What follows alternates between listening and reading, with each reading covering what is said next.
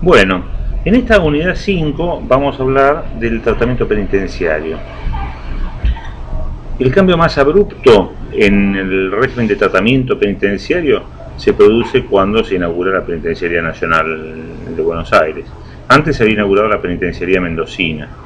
Había habido una primera que la destruyó el terremoto y después la habían reedificado después del terremoto y se inaugura primero la de Mendoza. Pero bueno, esta estructura de edificio penitenciario con talleres de trabajo, con una verdadera fábrica dentro de la prisión, con celdas individuales de alojamiento individual nocturno, con refectorios para trabajos en común o para estudios en común, es un modelo nuevo que era un cambio dramático comparado con la realidad porteña. Por ejemplo, cuando se inaugura esta penitenciaría, los presos varones son trasladados allí desde los subsuelos del Cabildo, estaban en una mazmorra medieval, en condiciones de alojamiento inhumanas, y de repente pasan a un predio que para la época era rumboso, un edificio lujoso de 5 pisos de altura, con ascensores, con un muro perimetral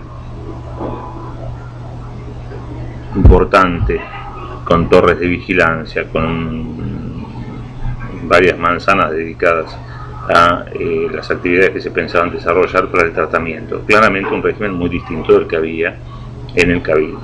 Igual no era un régimen que podamos pensar benévolo, ¿no? Los internos estaban vestidos con uniformes a rayas, listones amarillos y blancos para que fueran o negros y amarillos para que fueran bien visibles para semáforos si intentaban escaparse o tuvieran que andar desnudos.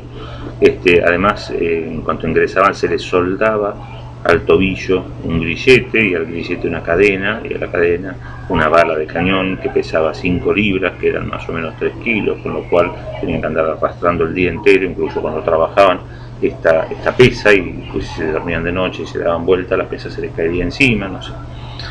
Una cosa bastante desagradable. Ingresar a la prisión implicaba que perdían el nombre, se los llamaba por número, ¿no? El penado 14, el penado 16, con ese número se los iba a conocer posteriormente.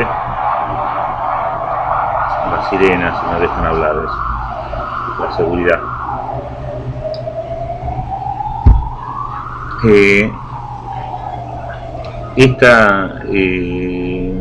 Este régimen, que era más moderado que el de Filadelfia, en Filadelfia la idea era el aislamiento diurno y nocturno en celda individual, en la que tenían que realizar toda su vida en prisión los internos. Acá era un régimen más moderado, el auburniano, el de Auburn, en el estado de Nueva York.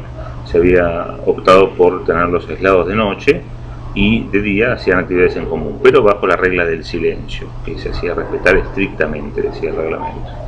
El reglamento describía las actividades de modo estanco a lo largo de la ejecución íntegra de la condena. Empezaban el primer día con una campana que indicaba las 6 de la mañana, la hora de levantarse y estar parado al lado de la cama para la inspección. A los 5 minutos, una segunda campana indicaba que tenía que estar hecha la cama, efectuar la ablución matutina y ya estar listos en fila, separados por un brazo de distancia, para dirigirse en silencio hacia el refectorio donde iban a tomar la colación matutina. A los 20 minutos, otra campana indicaba que comenzaba el trabajo matutino, que seguía bajo la regla del silencio hasta mediodía. Al mediodía, otra campanada indicaba la hora de la comida, se paraba para alimentarse. Media hora después volvía a sonar la campana que indicaba el trabajo vespertino hasta las 6 de la tarde. Otra campanada indicaba la posibilidad de dirigirse a las aulas a tener instrucción religiosa o de algunas materias, y 2 horas después otra campanada indicaba el retirarse después de una breve colación para dormir bajo la regla del silencio en celdas individuales. Bueno, con este régimen se gobernó esta prisión durante más de 40 años. Por eso se hablaba de la ley Casares, aunque era un decreto del gobernador que había aprobado este reglamento. Cuando se federalizó la cárcel de la provincia de Buenos Aires, que esta era la penitenciaría provincial en realidad, en la capital de la provincia de Buenos Aires, que era Buenos Aires, cuando se federaliza la ciudad de Buenos Aires y se expropia este inmueble que pasa a ser nacional, se siguió aplicando este reglamento durante los siguientes 40 años.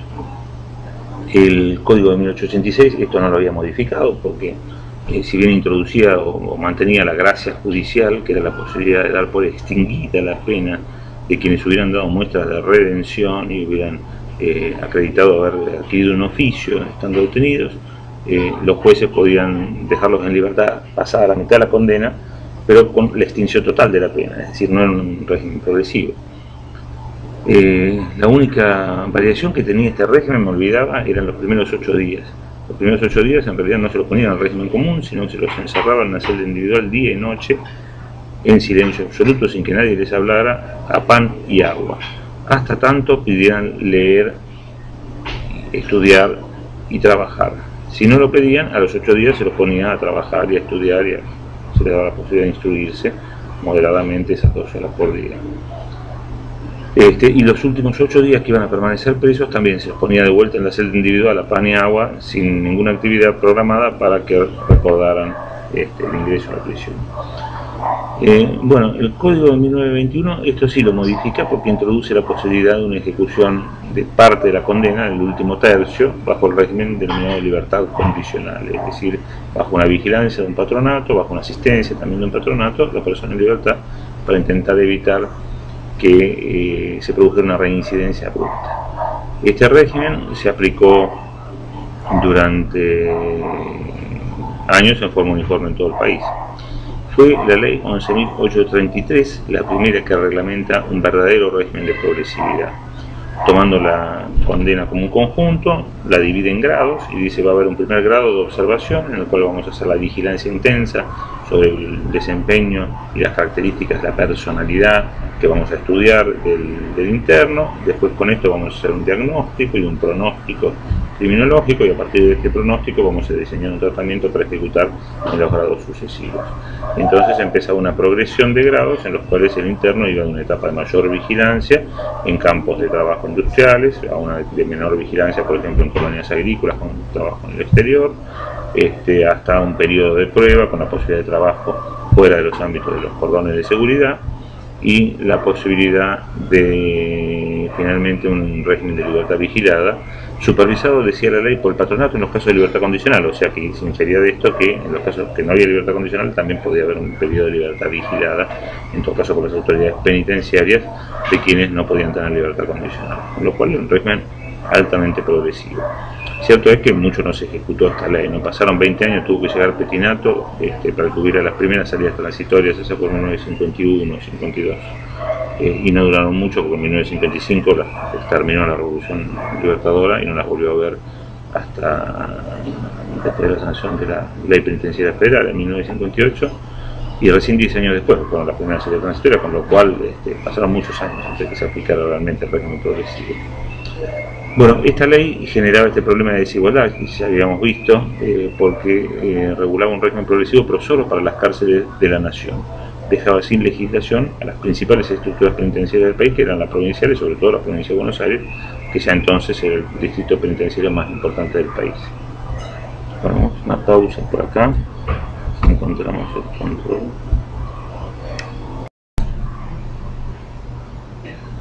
La provincia de Buenos Aires, entonces, que había quedado huérfana de normas relativas a la progresividad de la ejecución de la pena, nada más ni nada menos, pese a tener la mayor cantidad de detenidos del país, en 1950, el año del Libertador General San Martín, sanciona el Código de Ejecución Penal de la provincia de Buenos Aires, la Ley 5.619. Ahí establece un régimen progresivo, pero distinto del régimen nacional. Por empezar, una de las cosas que prevé es que todas las condenas iban a poder tener una etapa de progresividad. Todas las condenas iban a poder ser ejecutadas con algún grado de progresividad. ¿Cómo lograba esto? A través de la duración del periodo de prueba. El único requisito temporal que traía el periodo de prueba era, el periodo de tratamiento. El único requisito temporal que traía el periodo de tratamiento iba a ser proporcional no a la pena conminada, como fijaba la ley 11.833, que requería para tener salidas transitorias la mitad de la condena, sino a la pena remanente con detención. ¿Por qué decía esto el Código de Justicia, el Código de Ejecución Penal de la provincia de Buenos Aires? Y porque en todos los casos en los que en la Argentina una persona cumplía una pena privativa de la libertad, siempre había estado detenida antes de empezar la ejecución de la condena. Lo mismo ocurre hoy. Hoy no hay nadie en la Argentina que arriesgue una pena de cumplimiento efectivo que esté en libertad. Es excepcional, se puede contar con los dedos de una mano. No sé, será el presidente Vudú, Carrascosa, ¿quién puede arriesgar una pena de cumplimiento efectivo y estar en libertad? Y cada caso es escandaloso, ¿no? La libertad de Jaime, la libertad de Carrascosa, la libertad de Grassi, son escándalos públicos y generan campañas mediáticas para ver cómo estas personas sabidamente culpables, ya condenadas por los medios, subsisten en un régimen de libertad. La verdad es que a los juzgados de ejecución penal de la capital, por ejemplo, siempre que ingrese una pena de cumplimiento efectivo, la persona se está privada de libertad con anterioridad. Es cierto que si hubiera estado en libertad, habría sido el tribunal oral el que habría debido dictar la orden de captura. Pero la verdad es que no es que los capturó el tribunal oral, estaban detenidos de antes. Siempre que se dicta, dicho de otro modo, siempre que se dicte una pena de cumplimiento efectivo, la gente está presa en la Argentina. No hay posibilidad de que alguien se arriesgue a ser juzgado en la Argentina y a que le pueda corresponder una pena de cumplimiento efectivo y a que se autorice que esta persona esté en libertad. Es absolutamente excepcional, se cuentan con los dedos de una mano y sobran dedos. Una mano para contar los casos, y cada caso es un escándalo que ha generado el repudio mediático. Esto es curioso, ¿no? Porque yo estoy acostumbrado, hace años me llamaba la atención ver en un mismo noticiero la noticia relativa al padre Grassi, por ejemplo, acusado de violaciones a niños, y la discusión sobre por qué estaba en libertad, y en el mismo noticiero informe sobre el juicio que se seguía a Michael Jackson, un artista pop norteamericano, fallecido hace algunos años, que iba en su limusina al juzgado para ser juzgado por también violaciones a niños, que habían ocurrido en su Disneylandia particular, habrían ocurrido en su Disneylandia particular. En ese caso el hombre iba en libertad. Ahora, el mismo noticiero informaba que el otro iba en libertad y reclamaba, el reclamo del noticiero era cómo este hombre está en libertad, gracias lo tenemos en libertad en Argentina con los peligros que esto implica. Esto es constante en nuestro país. Yo creo que haber visto también algún otro noticiero donde estaban Monzón, contadas las vicisitudes de la ejecución de la condena de Monzón. Monzón estuvo preso todo su proceso. Cuando llegó a estar condenado ya había purgado gran parte de la pena a partir de la prisión preventiva, computada privilegiadamente y demás, y muere finalmente en una salida transitoria haciendo algo que no tenía permitido, que era manejar en un accidente de auto. Pero recuerdo algún flash periodístico de un noticiero mostrando el proceso Monzón, que vivió procesado en prisión preventiva todo su proceso, y el juicio a J.B. Simpson, un campeón de box norteamericano que era acusado de un hecho por el cual finalmente creo que resultó absuelto, pero que iba en libertad a su proceso, ¿no? O sea, se admitía que aún por un homicidio, en un caso uno estuvo preso todo el proceso, en otro caso el otro estuvo en libertad. Y la posibilidad de escaparse de Monzón era ninguna, ¿no? Era la cara más conocida del mundo, posiblemente había salido en Paris Match al lado de Alain Delon, ¿dónde se podía esconder con esa cara, ese aspecto? Era imposible que se ocultara, y sin embargo tuvo que estar procesado y con prisión preventiva todo el proceso para garantizar la posibilidad de hacer justicia en la Argentina, por lo que se llama justicia en la Argentina. Bueno, la provincia de Buenos Aires, viendo que esta deletérea realidad de los presos sin condena, que sigue siendo el problema 60 años después principal del sistema penal, las cárceles están llenas de inocentes a los cuales jurídicamente no es posible aplicarles tratamiento penitenciario, y cuando llegan a ser condenados ya han cumplido una parte sustancial de la pena. El Código de Ejecución Penal de la provincia de Buenos Aires preveía que el periodo de tratamiento no iba a durar más que una proporción de la pena con encierro remanente que quedaba condenado. Es decir, no preveía una proporcionalidad con la pena conminada, sino con la pena de encierro. ¿Cuál es el problema de la proporcionalidad con la pena conminada? Alguien condenado a 6 años de prisión en la Argentina no llega en libertad a la cárcel, llega preso con prisión preventiva, generalmente de 2 o 3 años de prisión. Si ya cumplió 3 años de prisión, ya cumplió el requisito temporal para la salida transitoria, con lo cual esta persona antes va a estar en condiciones de libertad condicional que llegar a las condiciones de salida transitoria con el régimen nacional. Este régimen de la provincia de Buenos Aires decía no, la persona está condenada a 6 años de prisión, cumplió la mitad de la condena, 3 años, bueno, el periodo de tratamiento de esta persona no va a durar más y no va a durar menos de 1/3 y más de 2/3 del tiempo remanente con detención, con lo cual si le faltaba 1 año para la libertad condicional, esta persona iba a estar 8 meses en el periodo de tratamiento y iba a haber una posibilidad de incorporarlo al periodo de prueba 4 meses antes de la libertad condicional, para que hubiera alguna chance de que accediera a la libertad bajo un régimen de vigilancia intensiva, como es el de salidas transitorias. Esto es algo que no se suele percibir. Cuando fracasa el régimen de salidas transitorias por algún delito cometido con alguien en este régimen, lo que no se percibe es que ese es un régimen mucho más controlado que el de la libertad condicional. En la libertad condicional la única obligación que asume el liberado es la de fijar residencia, por ejemplo, pero fijar residencia no quiere decir que tiene que estar todo el día dentro del domicilio, no es un arresto domiciliario. La persona hace su vida por fuera de la cárcel, tiene que tener un domicilio donde pueda ser ubicado. Y sin embargo, en el régimen de salidas transitorias se fijan itinerarios estrictos, hay seguimiento de los itinerarios, está la posibilidad de controlar que la persona cumpla estrictamente estos seguimientos. Es decir, un régimen mucho más intrusivo en cuanto al control. Se hacen visitas de inspección para ver que la persona esté en el lugar. Ahora, la verdad es que el Estado absurdamente dilapida la posibilidad de estos controles en el 90% de los casos que no llegan a acceder a salidas transitorias antes de la libertad condicional. Lo que debiera ser la regla, ¿no? Debieran todos los casos tener la posibilidad de tener salidas transitorias antes de la libertad condicional. La verdad es que es excepcional que tengan salidas transitorias. Normalmente solo los condenados a penas muy prolongadas logran acceder a ellas. Bueno, entonces esta ley de la provincia de Buenos Aires de 1950 preveía la posibilidad de que el periodo de tratamiento fuera proporcional, decía, creo que era el artículo 18 de la ley, a la detención y a la ejecución de la pena remanente con detención, es decir, que se controlaba a partir de lo que le quedaba por cumplir antes de la libertad condicional o eventualmente la liberación a la persona condenada, con lo cual siempre había una posibilidad de que un último tramo de la pena se dedicara al periodo de prueba y a las salidas transitorias y a la semilibertad y al control más vigilado antes de la libertad condicional. Bueno, igual esto decía la ley, la verdad es que en la provincia de Buenos Aires nunca se ejecutó de este modo la progresividad de la ejecución penitenciaria.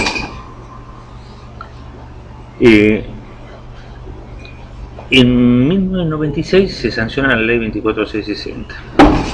Esta ley nuevamente reglamenta un régimen progresivo, igual como lo venía reglamentando la ley 11833 y como lo había reglamentado el decreto 412/58 para todo el país, pero nuevamente la ley no declara que se va a aplicar obligatoriamente en todo el país, sino que dice que las provincias procederán a concordar sus disposiciones. La verdad que cómo concordar el régimen de la provincia de Buenos Aires con esta ley es algo que alguien me lo explique. No sé qué es lo que tenían en mente los legisladores. Claramente no tenían nada en mente cuando aprobaron esta disposición, no eran compatibles uno con otro. Uno prevé un régimen de progresividad independiente del tratamiento penitenciario y el otro régimen es un régimen claramente vinculado al éxito en el tratamiento penitenciario. Uno prevé posibilidad de tratamiento penitenciario en todas las ejecuciones de condena, otro prevé esta vinculación del tratamiento penitenciario a la pena conminada, que lo hace imposible en muchos casos.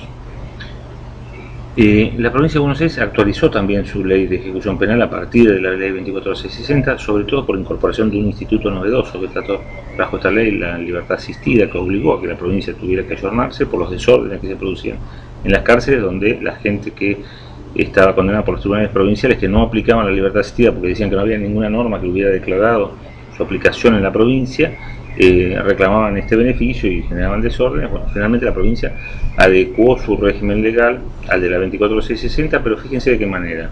La libertad asistida la reguló, pero de modo diferencial. O sea, copió el texto del artículo 54, pero para las condenas menores a 3 años de prisión, en el artículo 104 de la ley 12256, que es la que adecuó el texto de la legislación provincial al de la ley 24660, allá por 1997. Y por otro lado, establecía que en los casos de condenas superiores a 3 años de prisión, la libertad asistida iba a poder adquirirse 6 meses antes del plazo previsto en el artículo 13 del Código Penal. Con lo cual, además, ni siquiera decía que en el caso de los que pudieran tener libertad condicional 6 meses antes iban a poder tener libertad asistida, sino que decía que todos los condenados, porque todos pasan por el plazo del artículo 13 del Código Penal, es decir, todos llegan a los 2/3 de la condena, iban a poder tener libertad asistida 6 meses antes de la libertad condicional. Es decir, incluso los reincidentes que no iban a tener libertad condicional 6 meses antes de la fecha en la que no iban a tener libertad condicional podían tener libertad asistida. Una redacción discutible, pero que se aplicó y estuvo vigente un tiempo en la provincia de Buenos Aires.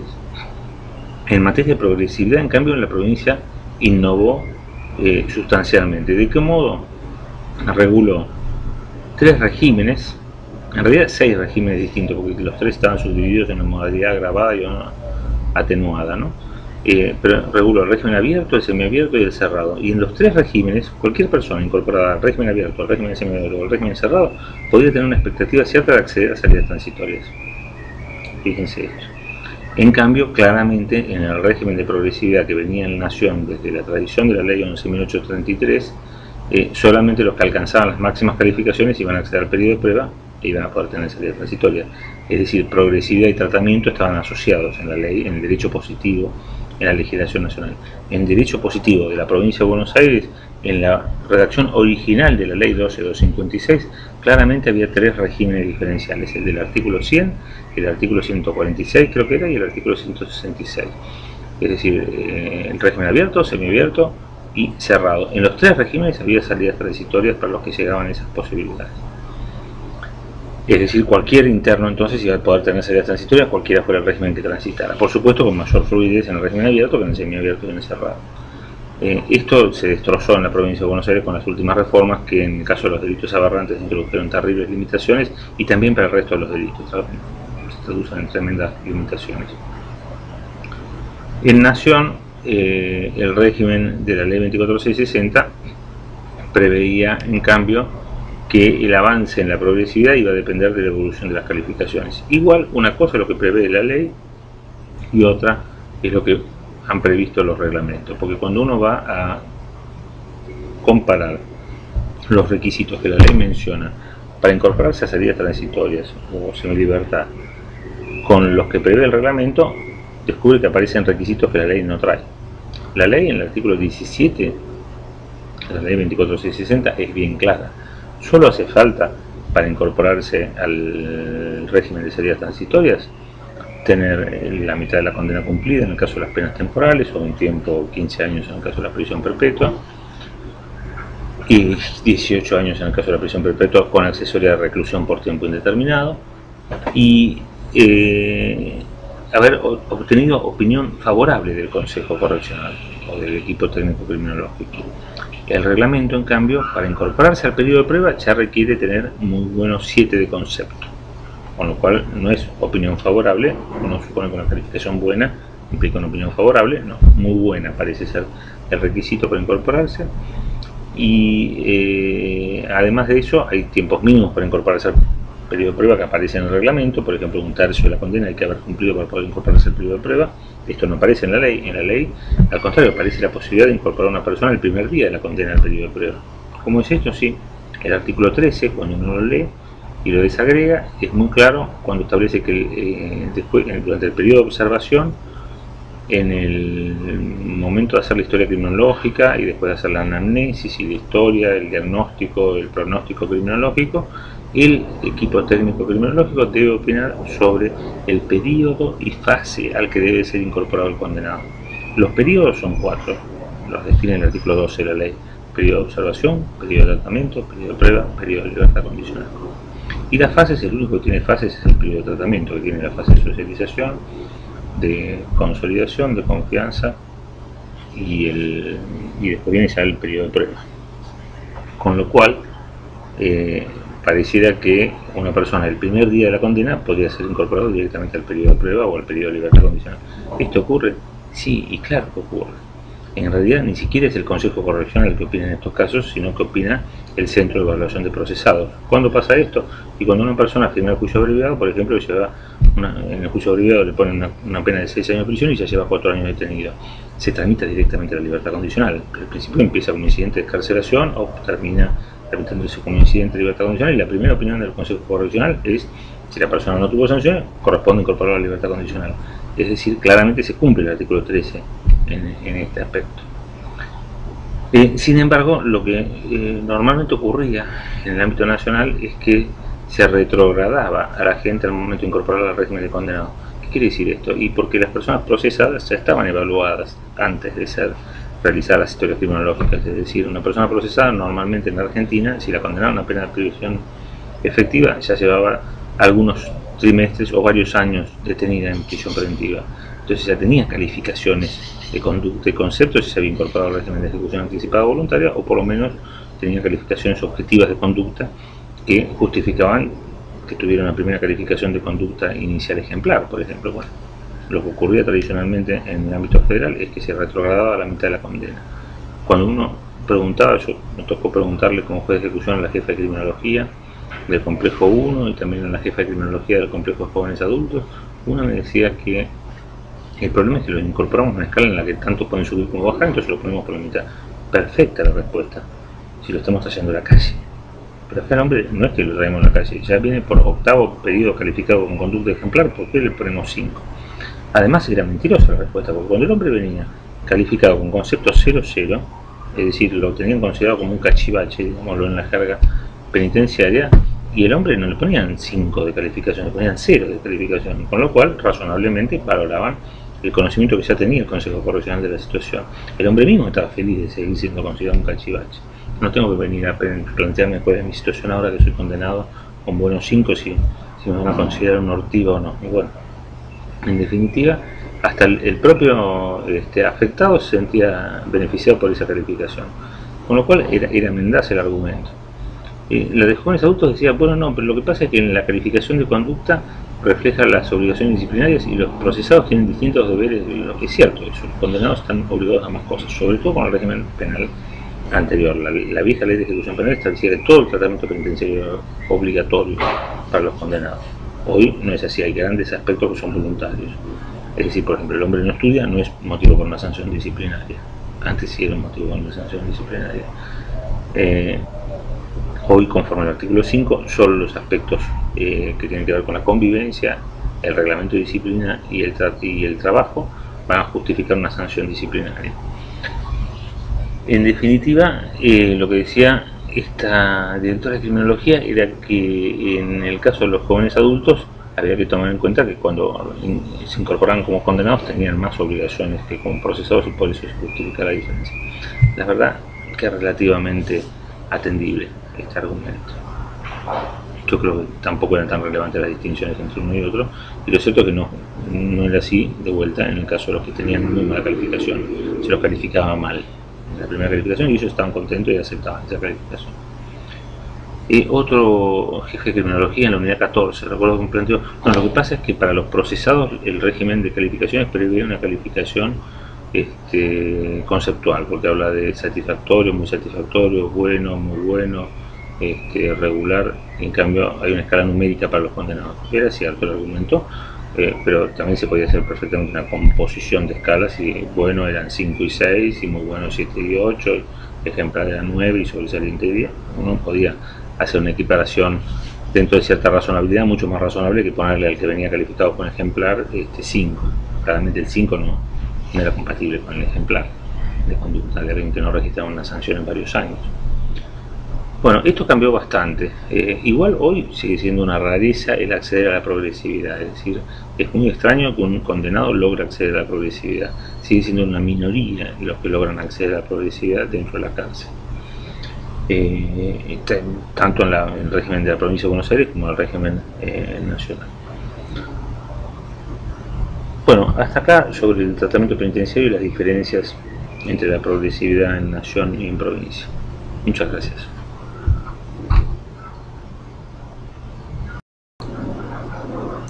Quiero volver a un punto que merece algún detalle adicional, que es el relativo a la libertad asistida. Les comentaba recién que cuando se regula este instituto se lo pensó seguramente como una forma de solucionar la situación de los condenados reincidentes que no tenían posibilidad de acceder a la libertad condicional. Entonces, para evitar el efecto deleterio de la prisionización por tiempo prolongado y buscar alguna forma de atemperar esa tasa de reincidencia abrupta que se produce en estos casos, con el egreso en libertad, a la semana vuelven a estar detenidos, a las 2 semanas vuelven a estar detenidos un alto porcentaje. Para reducir esta cuestión se busca un mecanismo de egreso anticipado, controlado, supervisado por el patronato, con algunas reglas de conducta, en algunos aspectos más severas que las de la libertad condicional. El tiempo que se le prevé ejecutar era 6 meses antes del agotamiento de la pena temporal. Digo yo, el artículo 54 en ningún lado habla de los reincidentes. Uno no tiene por qué pensar que esto es una solución para los reincidentes, pero lo que pasa es que el que está con libertad condicional, ¿qué sentido si no tiene la aplicación del artículo 54? Bueno, en la provincia de Buenos Aires dijimos se hizo una regulación diferencial de esto. En vez de introducir el nuevo instituto que se había incorporado, no, se decidió que el artículo 54 se lo transcribía textual, pero para regular la expresión de las condenas menores a 3 años de prisión. Para cuando la condena superara los 3 años de prisión, la solución era distinta, porque lo que se decía era que iba a tener libertad asistida 6 meses antes de cumplido el plazo previsto en el artículo 13 del Código Penal. Con lo cual, como dijimos antes, en el texto original del artículo 104 de la ley 12056, también los reincidentes iban a tener posibilidad de libertad asistida, aunque no tenían posibilidad de libertad condicional, y le iban a tener 6 meses antes de la fecha en la que no iban a tener libertad condicional, con lo cual no era muy razonable esta solución desde el punto de vista normativo y sistemático y de ninguna forma, pero la aplicación literal de la norma llegaba a eso. Yo vi en varios casos situaciones de internos que eran reincidentes y que habían obtenido libertad asistida otorgada 6 meses antes por aplicación estricta de la letra de la ley, 6 meses antes de la fecha en la que no iban a tener libertad condicional, porque se iba a denegar justamente por su reincidencia. Ahora bien,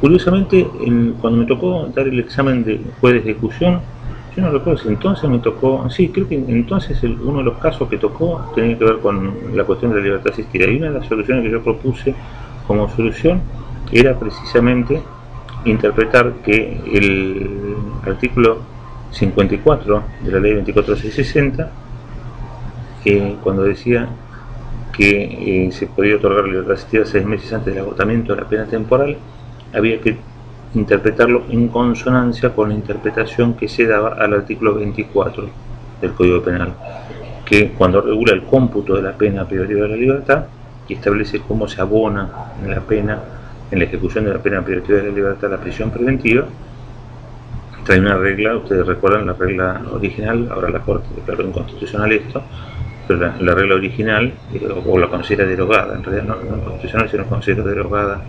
el agravamiento del cómputo para la pena de reclusión, era que por cada día de prisión preventiva se computaba un día de pena de prisión, y por cada 2 días de prisión preventiva un solo día de pena de reclusión, o sea, un cómputo agravado para la pena de reclusión. Ahora, cuando uno enseña en la facultad cómo se aplica este artículo 24, resulta que hay gente que está detenida y se le computa esa detención como prisión preventiva, aunque no tenga prisión preventiva. Por ejemplo, a alguien lo detienen en una situación que aparentemente es de flagrancia y a la semana recupera la libertad. No se llegó a dictar ni autoprocesamiento ni prisión preventiva, después más adelante tal vez se dicte autoprocesamiento, tal vez prisión preventiva, pero por esa detención inicial que no tuvo prisión preventiva se la computa como una decisión de prisión efectiva. Otra persona es detenida por ahí en la misma causa, y a esta persona sí se le dicta auto de prisión preventiva, pero el auto de prisión preventiva es apelado por la defensa y no queda firme. Igual la persona sigue detenida, aunque la prisión preventiva no esté firme, y se computa esa detención como prisión preventiva. O también tiene un auto de prisión preventiva y mientras se discute si va a quedar firme o no la prisión preventiva, pide la excarcelación y sale excarcelado. Cuando está excarcelado se deja de computar la prisión preventiva, y sin embargo sigue estando con prisión preventiva porque precisamente está con prisión preventiva excarcelado, si no, antes de haber sido detenido habría sido eximido de prisión, pero no, estuvo preso y está con una restricción de libertad fruto de la prisión preventiva que sigue padeciendo. Y el artículo es bastante claro, por cada día de prisión preventiva, no dice por cada día de prisión preventiva efectiva. Sin embargo, la interpretación que se da de ese artículo es que solo se computa la prisión preventiva efectiva. Haya sido dictada la prisión preventiva, esté firme, no esté dictada, o si está excarcelado no se computa la prisión preventiva. Es decir, solo se computa, solo se abona a las penas la prisión preventiva efectivamente cumplida, así no haya sido dictada por auto firme al momento en que se la purgó.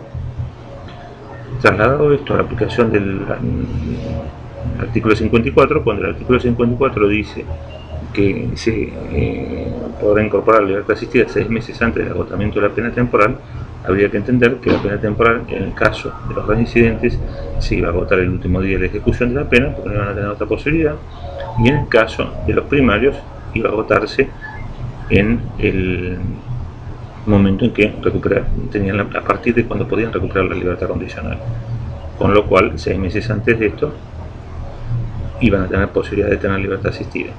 Esta interpretación era congruente. ¿Por qué era congruente? Y porque era la que permitía que el Instituto de Libertad Asistida se aplicara a todos, a los primarios y a los reincidentes.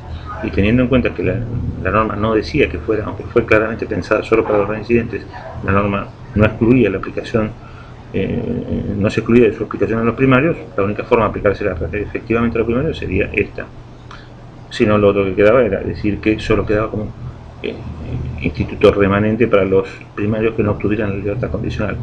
Es cierto, porque también hay que recordar que el texto de la libertad asistida prevé que solo se puede denegar excepcionalmente en caso de grave riesgo, dice, ¿no? Bueno, esta interpretación, que me pareció que era posible, hacía congruente además la aplicación de la ley nacional con la reforma que se había introducido en la provincia de Buenos Aires y que generaba una aplicación desigual de la norma, por lo cual me parecía bastante interesante. La apliqué en más de 400 casos en el juzgado de instrucción, todos casos de internos primarios a lo largo de 1 año y medio, casi 2 años, hasta que las 4 salas de la Cámara de Casación consideraron que era inadmisible la interpretación esta, no la entendieron, yo creo que no la supe explicar con claridad. Lo cierto es que las 4 salas la revisaron y dejé de aplicarla. Controlado con una investigación que me ayudó a hacer la Dirección Nacional de Política Criminal del Ministerio de Justicia, que era lo que había ocurrido con estas libertades asistidas otorgadas a internos primarios 6 meses antes del término de la libertad condicional. Dato curioso, la tasa de reincidencia que presentaron era bastante inferior a la media, era menor al 18% y la tasa de reincidencia media era del 26%. ¿Qué demostraba esto? Que la ejecución de la pena hasta la fecha de libertad condicional en esos casos era innecesaria, por lo menos un porcentaje de estos casos era innecesaria y abusiva. Lamentablemente no se volvió.